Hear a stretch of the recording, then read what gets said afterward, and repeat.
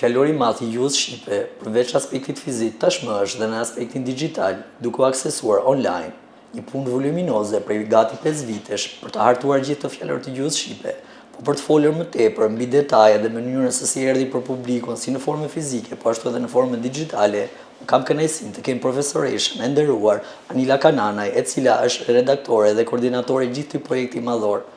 Fillimisht është një kënaqësi që të kam në këtë intervistë për një projekt kaq të madh të gjuhës shqipe, ndoshta më i rëndësishmi i kësaj dekade ose dekadave të fundit. Fillimisht dua t'ju pyes si nisi puna për këtë fjalor kaq, duke qenë se keni quajtur fjalor i madh i gjuhës shqipe. Së pari ju falenderoj për ftesën, kënaqësia është e dyanshme. Sa i takon punës së fjalorit madh gjuhës shqipe, ka qenë një dëshirë e hershme e gjuhëtarëve që pas fjalorit të 1910-s, i cili është me rreth 41-42.000 fjalë, të bëhej një fjalor i madh. Në fakt pati përpjekje që në atë kohë që të bëhej një fjalor i madh, nuk u arrit dhe u deshën shumë dekada që të arrinim të fillonin përpjekjet reale për një fjalor të madh të gjuhës shqipe. Quhet fjalor i madh sepse i kalon 100.000 fjalë të vërshira në përmbajtjen e tij.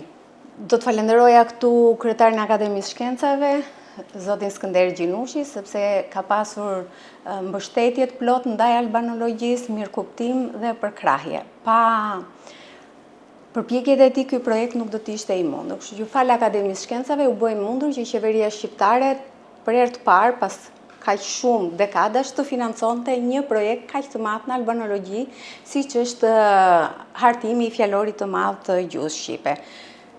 Duke menduar herën e fundit që kemi një fjalor të ri në duar, mendoj është i qartë për gjithë se sa i rëndësishëm është ky projekt dhe produkti i tij.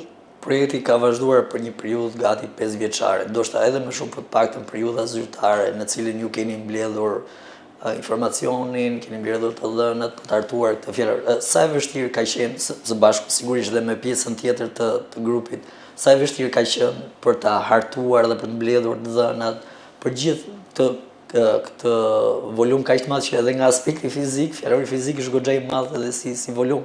Nuk është se kemi filluar nga zeroja. Aktualisht janë rreth 200.000 skeda në kartotekën e Institutit të Gjuhësisë dhe të Letërsisë. Kemi pasur fjalorët e tjerë të mparshëm për shkrues të hartuar nga Instituti i Gjuhësisë dhe i Letërsisë, por edhe nga studiues të tjerë, fjalor dialektor, fjalor të folmeve të veçanta të Shqipës, Shqipëri, Kosovë, Maqedoni, të Arbërishtes, kudo ku kemi të folme shqipe. Gjithashtu kemi fjalor dygjuhësh, shqip-anglisht dhe anasjelltas, gjermanisht, shqip, frëngjisht, shqip dhe anasjelltas. Gjithë këta pavarësisht se nuk quhen fjalor shpjegues, janë fjalor dy a më shumë gjuhësh, ka një pasuri të madhe brenda tyre, kështu që janë shfrytzuar të gjithë këta. Po ashtu kemi ndërtuar edhe një korpus digjital me rreth 100 milion fjalë.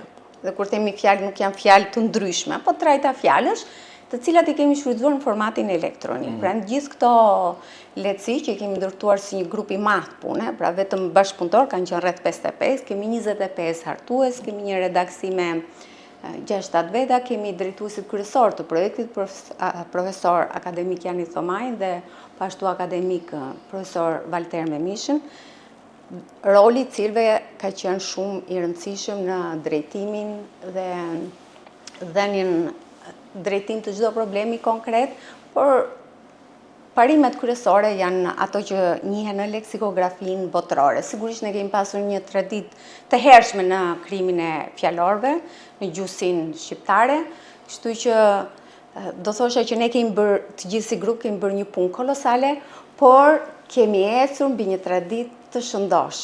Aty thuhet se ka mbi 125.000 njësi leksikologjike për njerëzit të cilët nuk janë shumë të dhënë dhe të zhurnuar me pjesën e gjuhësisë. Çfarë do të thotë kjo konkretisht? Po, sepse unë ju thash 105.000 fjalë si zëra të veçantë në fjalor, po kemi rreth 11.000 njësi frazologjike. Një shprehje frazologjike, duke qenë se është e barazvleshme me një fjalë të veçantë, funksionon si njësi e vetme. Për shembull, kur thua më u bë zemra mal, do thotë që u gëzova. Kështu që nuk mund, pavarësisht se ajo mund të hyjë te fjala zemër, nuk mund barazohet me të. Prandaj kur them 105.000 fjalë, shtojmë dhe këto shprehje frazologjike, kemi shprehje të pasimiluara, kemi fjalë që funksionojnë edhe njëkohësisht edhe si mbiemra, edhe si ndaj folje, të cilat nuk është paraardhësyeshme që të ndahen si lema të veçanta apo mbiemri kur funksionon si emër. E ka shqipja këtë lehtësi shumë të madhe. Këmbë shpejti shpëton veten. Pra është këmbë shpejt, mbiemër, por këmbë shpejti këtu transformohet në emër. Gjitha këto shndërrime kontekstuale, ku shohim që kanë një shpeshësi përdorimi, mjaft të gjerë i ndajmë si zërat veçantë fjalor, por nëse shpeshësia e përdorimit nuk është aq e madhe sa për ta justifikuar ndarjen si lemër vetë, atëherë ne i fusim brenda të njëjtës fjalë kryesore, po shpreh kështu me terma të thjeshtë, por kanë funksione të ndryshme. Pra, nëse i mbledhim gjitha këto përdorimet, atëherë arrim te ajo shifër që ju thatë, që keni lexuar me siguri te parathënia e fjalorit. Kështu që kështu janë shifrat pak a shumë. Kemi pastaj një numër shumë të madh sinonimesh, vargje sinonimike, janë përfshirë antonimet e struktura kuptimore e fjalëve, të cilat janë shumë ndihmuese edhe për kuptimin, por edhe për përdorimin praktik të fjalës në të gjitha aspektet. Duke filluar që nga shkollat, studentët, shkrimtarët, përkthyesit, redaktorët, korrektorët e të gjithë me radhë. Të gjithë duan të flasin bukur, kështu që një sinonim që të vjen lehtë dhe shpejt me një klikim të mouse-it, besoj do vlerësohet nga të gjithë. Një aspekt teksa po më nxisin te kjo që thatë, shpeshherë dëgjoj ndoshta ndonjëherë edhe nga gjyqtar të mirënjohur, teksa thonë që ndonjëherë shqipja është e varfër. Është e vërtetë që shqipja është një gjuhë e varfër? Është krejt e kundërta. Ajo që unë vetë kam përjetuar gjatë këtij projekti është një mahnitje dhe mrekullim me pasurinë që ka gjuha shqipe. Në të gjitha nivelet e mundshme. Shqipja është shumë e pasur, thjesht ne nuk e njohim sa duhet. Dhe besoj do t'jetë një thesar i vërtet për gjithë ata që duan ta rrëmojnë, ta shfrytëzojnë si duhet. Ky fjalor sjell shumë pasuri të çmuar gjuhësore përpara nesh. Në emërtime, në shprehje kuptimore të figurshme, fjalë emërtime bimësh, emërtime qoftë pjesëve të trupit apo të shpendëve, të kafshëve, të frutave, mund të jetë i njëjti lloj dardhe, por ndryshon nga një tipar i veçantë dhe ka emërtime të ndryshme. Gjitha këto në të njëjtën kohë, përveç se sillin pasuri gjuhësore, bëjnë dhe një paraqitje gjendjes historike të gjuhës, sepse gjuha njëkohësisht është edhe një shprehje e zakoneve, kulturës, jetës shpirtërore dhe materiale të një populli. Kështu që të gjitha këto që vijnë njëkohësisht janë një pasuri dhe një thesar i paçmuar.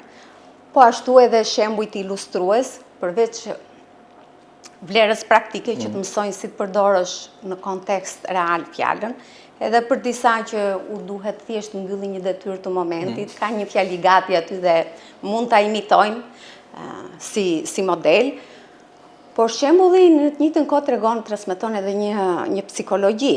Për shumë, po ta krahasojmë fjalorin e 1980-s, është e qartë që sa atje shembujt janë me punëtorët, shëtarësinë. Edhe mbi ngarkesë ideologjike shumë e fortë. Po, është normale sepse tillë ka qenë koha kur është shkruar, megjithëse çdo kohë ka ideologjinë e vet. Të gjitha ato ne jemi munduar dhe them se ja kemi arritur, i kemi shkarkuar. Pra që janë pastruar, janë hequr të. Shiko, kur thuhet ideologji, njerëzit mendojnë përgjithësi që po heqin fjalën parti dhe revolucion dhe mbarojnë, nuk është aq thjesht. Si fjala do ekzistojë, por ato ekzistojnë si fjalë, sepse paraqesin një pjesë të historisë së popullit tonë. Nuk ka arsye që ne t'i fshijmë ato si fjalë, por që nga mënyra si konceptohen dukuritë shoqërore, konceptet, qoftë nga mënyra se si do përkufizosh një miqësi, një fejes, një martesë apo koncepte tjera sot që kanë hyrë me modernizimin e shoqërisë, ka pasur një revolucionarizim, le të themi, të shoqërisë shqiptare me hapjen e kufive në kohën e demokracisë. Përveç se kanë hyrë shumë mjetet e reja teknologjike, ato vinë me koncepte dhe me fjalë me vete. Kjo ka bërë pastaj që të kemi një bum fjalësh të huaja, shumë nuk i duan ato fjalë, por në përgjithësi jo vetëm te ne, në gjithë botën. Nëse vjen një mjet i ri teknologjik, le të themi celulari, do të vi bashkë me emërtimin e vet. Kjo është e pashmangshme, lavatriçja. Ose fjala kompjuter që... Fjala kompjuter, jemi munduar për fjalën mouse, kemi sugjeruar fjalën miush, nuk është pëlqyer. Ka zënë vend fjala mouse, megjithatë nuk e kemi hequr miushin, aty e kemi si sugjerim, sepse ne jemi gjuhëtarë dhe gjithmonë do synojmë tek fjala shqipe. Dhe kur e japim një fjalë që disa thonë pse do jetë ky huazim, e japim që t'jepet një variant në shqip. Pra, nëse dikush njeh atë fjalë dhe do një variant shqip, hyn te fjalori e gjen dhe i jepet një fjalë më e brumit shqip. Sepse ky koncepti i fjalës shqip dhe fjalës huaj është pak relativ, për arsye se në momentin që një fjalë hyn dhe përdoret gjerësisht në kulturën dhe në gjuhën e një populli, ajo tashmë quhet pjesë e historisë dhe gjuhës së atij populli. Edhe nuk mund të jemi puristë në ekstrem, sepse nuk do na sjell në një dobi të madhe dhe ka ikur koha e purizmit ekstrem, jo te ne, por në gjitha shoqëritë perëndimore. Natyrshëm që një prirje e tillë do të pasqyrohet edhe në fjalorin e madh të gjuhës shqipe. Pra, nuk kemi pasur paragjykime, nëse fjala përdoret, atëherë është përfshirë. Normalisht fjalë pa nevojshme, për cilat ti ke 2-3 fjalë shqipe, ka disa anglicizma që nuk kam se t'jenë aty. Disa tjera pastaj janë domosdoshme, nuk kemi ç'i bëjmë. Por sido që tjetë, fjalori është online, është i hapur, ne mirëpresim sugjerime, vërejtje, dhe do i shohim të gjitha me kujdes, do vendosim cilat fjalë do lëmë përfundimisht, cilat fjalë mund të shtojmë, e kështu me radhë. Ju keni lënë një seksion për lexuesit dhe për ata që duan të bëjnë sugjerime, pse është lënë kjo pjesë, një lloj shtese, duke qenë se secili mund të jap atë mendimin e vet, sugjerimin e vet, ose deri diku dhe bot kuptimin e vet mbi gjuhën dhe mbi shtesën që mund i bëjë gjuhës shqipe. Po, është vlerësuar si një proces shumë i rëndësishëm, për arsye se ne kemi bërë një fjalor të gjuhës shqipe, por gjuha shqipe është pasuri e përbashkët e të gjithë shqiptarëve, kudo që janë, brenda dhe jashtë kufive të Shqipërisë, Kosovës, Maqedonisë, në gjithë diasporën. Prandaj e mendojmë shumë të rëndësishme bashkëveprimin me të gjithë ata që e kanë shqipen gjuhë të nënës, por mund ta kenë edhe gjuhë të dytë tani apo janë albanolog, janë studiues, janë thjesht dashamirës të gjuhës shqipe, secili ka diçka që mund na çojë një fjalë të re, një kuptim të ri, diçka që mund ta qoftë edhe ta korrigjojë, se ka raste për shembull ne i kemi shfrytzuar fjalorët që kemi të paktën fjalor dialektor shumë janë, rreth 50. Disa më të vegjël, disa më të madh, po ka ndodhur ndonjëherë që nuk i kanë regjistruar sakt fjalët. Edhe kur të vjen dhe një burim vendas, le të themi dikush që një fshatare e ka të zonës vet atë fjalë dhe thotë shiko se nuk e ka regjistruar mirë, patjetër na jep dhe një shembull si përdoret, patjetër që do ta marrim parasysh. Dhe gjuha është dhe e folur dhe e gjallë që ka fjalë pastaj që ndryshojnë. Ka fjalë që me të njëjtin variant fonetik të dalim fjalë të ndryshme, ose njëjti koncept të shprehet me disa variante fonetike. Në tilla raste pastaj kemi zgjedhur një variant përfaqësues, i cili afrohet më shumë, ka më shumë shpejtësi përdorimi, zakonisht shpejtësia është ajo që zotëron, dhe hapësira gjeografike, nëse ka shtrirë më të gjerë gjeografike, patjetër që është bërë një lloj zgjedhje. Është bërë një zgjedhje dhe duke qenë se ky fjalor priret të jetë normativizues, fjalët që afrohen dhe përshtaten më shumë me sistemin shqipe standarde, normalisht që e kanë më të lehtë që ta gjejnë rrugën në këtë fjalor. Dua të ndalim pak këtu sepse po shikoj edhe disa reagime online nga disa persona, ndoshta që edhe marrin vesh nga gjuhësia, dhe një pjesë tjetër që ndoshta nuk i ka njohuri aq të mira në gjuhësi, por që shpesh rikthejnë këtë debatin e vjetër midis gegnishtes dhe toskrishtes që gjithmonë është ajo narrativa e vazhdueshme që gjithmonë favorizohet toskrishtja dhe gegnishtja është lënë më në hije. Sa e vërtetë është, sidomos edhe debati gjatë këtyre vite, po edhe në aspektin e këtij fjalorit të ri. Të fillojmë nga e vërteta kryesore, baza e gjuhës standarde është varieteti tosk. Kësaj ne nuk i shmangemi dot, kështu që momentin që ky varietet është në bazë dhe foljet dhe sistemi morfologjik do të jetë sipas këtij varieteti. Nuk paraqesin problem emrat, mbiemrat, paraqesin problem pjesoret e foljeve. Pjesorja e shkurtuar gege, për shembull, është pak e vështirë se nuk përshtatet, jo se nuk duam ne ta fusim, por jemi munduar, kemi futur. Emrat, siç thash, nuk kanë pasur asnjë problem. Të gjithë materialet, letërsia e autorëve të njohur, Geg, Fishta, Koliqi, kemi shumë, Qosja, si që thash, korpusi është me rreth 100 milion njësi, janë shfrytzuar gjerësisht, kemi futur fjalë, kemi futur kuptime të reja, pra ka qenë fjala në fjalor të ekzistues, janë shtuar disa kuptime të reja, apo janë shkrirë kuptime ekzistuese për dënë një gjë më të përmbledhur, më koncize, më të saktë.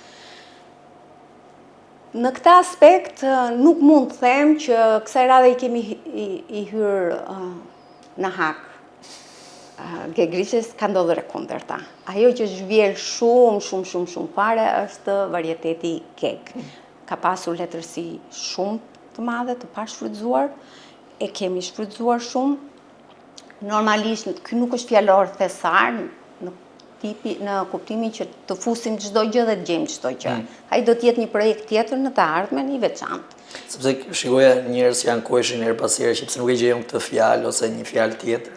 Pra nuk është Nuk është terues si fjalor. Është 2.5 herë më shumë se fjalori 1980-s. Ka struktura kuptimore shumë të zgjeruara, të shtjelluara mirë, por nuk është i mbaruar. Në fakt, puna për fjalorët nuk mbaron kurrë, sepse gjuha është një organizëm i gjallë, pasurohet vazhdimisht, ndryshon vazhdimisht. Dhe në këta aspekt, gjithmonë do kemi fjalë për të futur, fjalë që kalojnë nga leksiku aktiv në gjendje pasive edhe kështu me radhë. Në disa raste, ka fjalë që po mund t'i shtojmë, thjesht nuk na kanë dalë neve në frekuencë të shpesht përdorimore, por ka raste pastaj që folësit, unë i kam lexuar ato komente, thjesht nuk e din që ajo fjalë është regjistruar në një formë tjetër përfaqësuese dhe meqense ai folës e di fjala vjen me a, por është zgjedhur, është parë që sundon forma me o, thotë, nuk e gjeta, thotë s'është. Pra, duhet të kenë pak durim, është shumë herët që ta studiosh një fjalor me 120.000, 125.000 njësi brenda 24 orësh dhe të arrish në përfundime të tipit të tillë që i ka fjalët, si ka fjalët, por absolutisht ky fjalor përfshin fjalë nga të gjitha trevat dhe leksiku Geg është vjel pafund. Kujt i shërben, duke qenë se tashmë është dhe online dhe është gati me një klik larg, nuk ka nevojë, po themi, si dikur, ndoshta të merr një fjalor të madh apo të shkojë tek akademia për lexuar fjalorin dhe për gjetur fjalë. Tashmë e kemi një klik, mjafton të kërkosh një fjalë, të sqarohesh. Kujt i shërben më së shumti ky fjalor i madh përveç aspektit të rëndësisë që ka për gjuhën? Përdoruesit e fjalorit madh janë të gjithë shqiptarët që kanë nevojë të shkruajnë një fjalë dhe të gjithë ata që duan të shprehen në mënyrë korrekte në përputhje me shqipen standarde. Duke filluar që nga nxënësit e shkollave, nëntëvjeçare, shkollat e mesme, studentët, profesorët, mësuesit, gazetarët, publicistët, shkrimtarët, përkthyesit, pra lista është i gjatë dhe është pafund. Kushdo që ka nevojë për një fjalë, për një kuptim, për të parë se ku bie theksi, për të parë si shkruhet fjala, ky fjalor, siç e thatë, është vetëm një klikim larg, mund të shfrytëzohet në çdo moment.